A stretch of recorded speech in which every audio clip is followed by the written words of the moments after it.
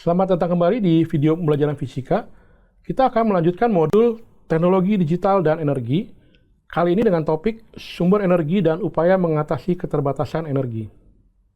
Pada video kali ini, Anda diharapkan mampu memahami keterbatasan sumber energi dan dampaknya bagi kehidupan, memahami berbagai jenis sumber energi dan penggunaannya, dan memahami berbagai jenis pembangkit tenaga listrik. Sejumlah data menyebutkan, ini tahun 2017 ya, kebutuhan minyak dalam negeri itu 1,3 juta barel. Kemudian 2018 naik menjadi 1,7 barel ya per hari. Sedangkan produksi minyak Indonesia hanya 750.000 barel per hari. Artinya ada kekurangan ya, sehingga perlunya impor gitu. Nah, ketergantungan energi di dalam Indonesia terhadap negara lain seperti saat ini bisa mengancam kedaulatan ya, karena kita membutuhkan ya, artinya kita tergantung dengan negara lain. Juga impor energi ini juga akan menguras anggaran negara ya, karena kita harus membeli secara impor.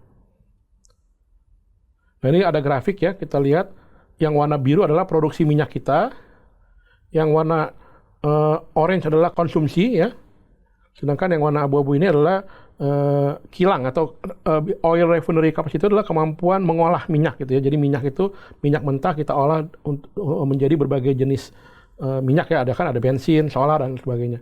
Kita lihat ya, tahun 60-an, kemudian sampai kira-kira tahun awal atau menuju tahun 2000 itu warna biru di atas warna orange, artinya produksi kita masih melebihi konsumsi.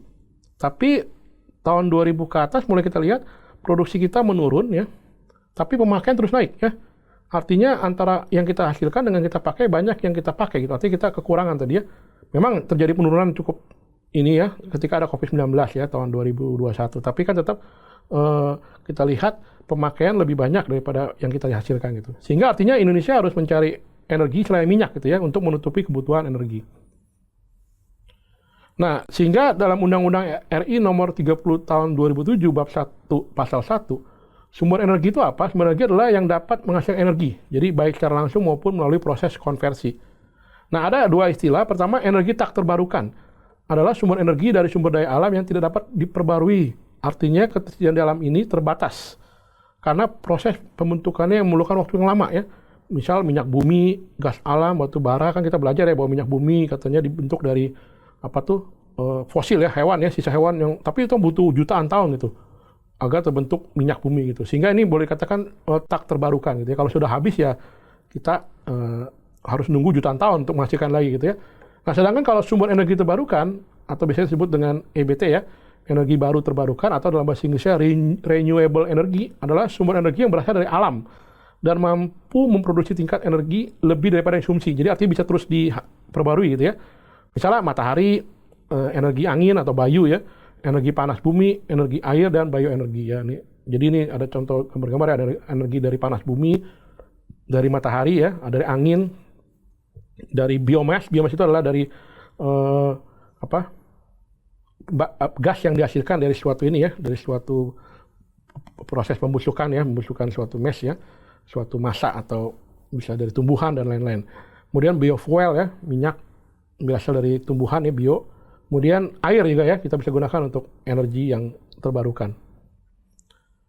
Nah, untuk apa penggunaan sumber energi? Nah, sumber energi tentu ya untuk industri, misalnya ya pabrik-pabrik gitu ya, industri, untuk rumah tangga yang kita gunakan sehari-hari ya, untuk transportasi, dan juga untuk komersil ya, kegiatan komersil itu ya perusahaan, pokoknya kantor-kantor itu kan butuh energi ya, seperti itu.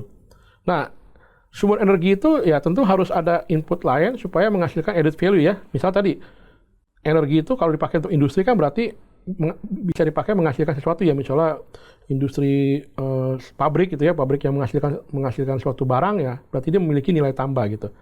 Nah, ini ada istilah energy ladder. Energy ladder itu adalah hubungan antara energi yang digunakan dengan kesejahteraan ya, dalam hal ini dengan pendapatan suatu negara ya, pendapatan penduduknya gitu.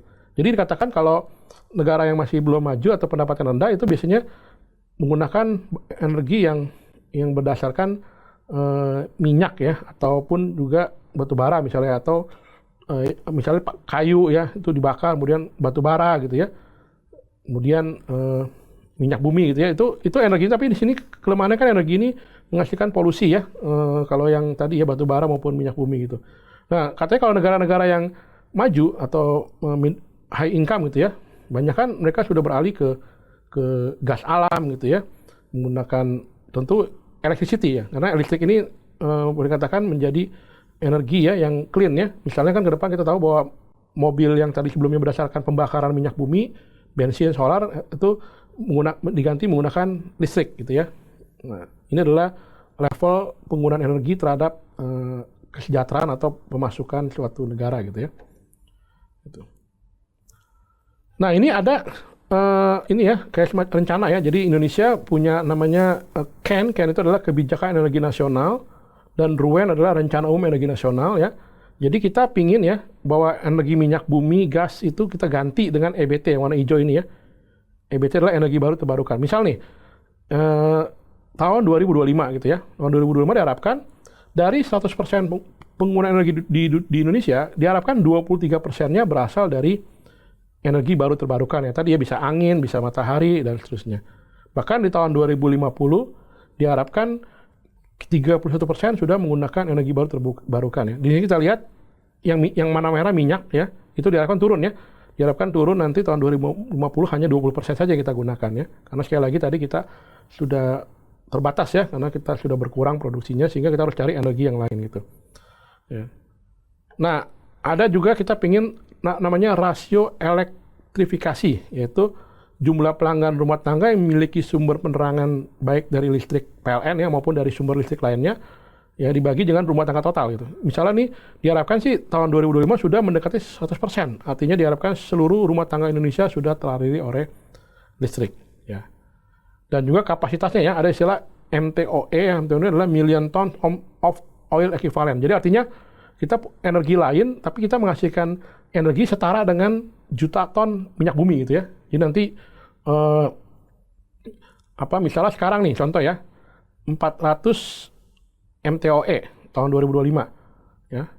Itu kan kita harapkan hanya 25% dari minyak bumi ya, sedangkan sisanya dari energi yang lain gitu. Tapi dia setara dengan tadi ya energi yang dihasilkan oleh minyak bumi gitu.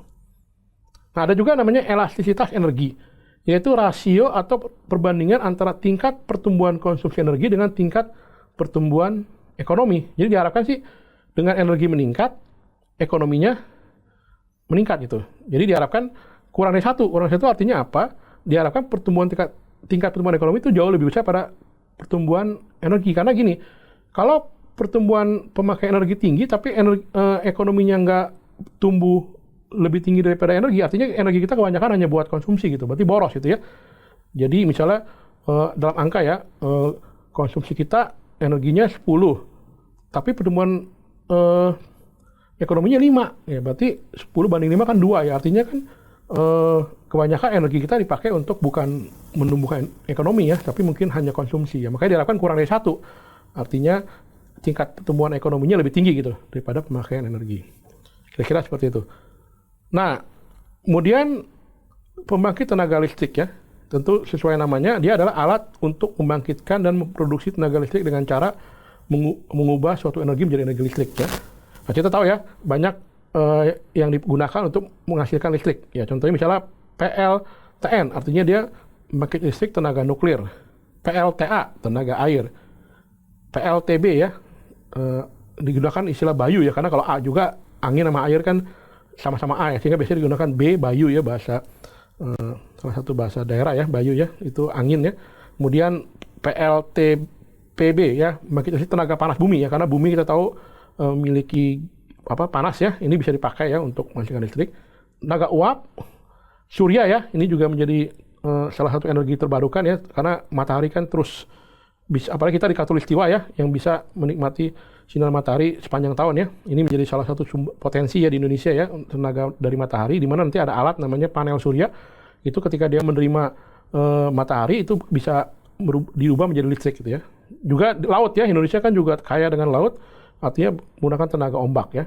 Gitu. Jadi diharapkan nanti kita punya berbagai ini ya sumber untuk menghasilkan listrik gitu. Ya. Nah ini contoh ya target tadi ya dari yang tadi RUEN ya, Rencana Umum Energi Nasional. Kita lihat di sini ya, tahun 2025 ya, kalau kita lihat di sini memang diharapkan yang terbesar tadi dari air ya.